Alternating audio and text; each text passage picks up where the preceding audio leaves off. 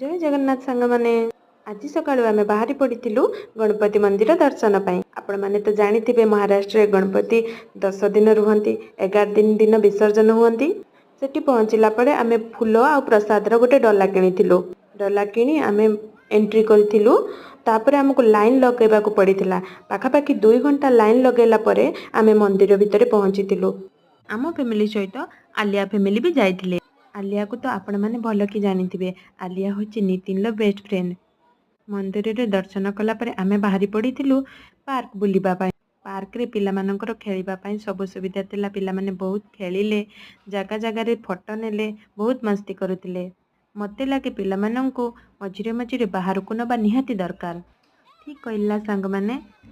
खेलु खेलु केतेबेले जे समय सरी जाइतिला जाना ही पड़िला। संध्या 6टा बेले आमे घर को फेरिथिलु। भिडियोटी भल लागिले लाइक करिवे, सब्सक्राइब करिवे। रहूची जय जगन्नाथ।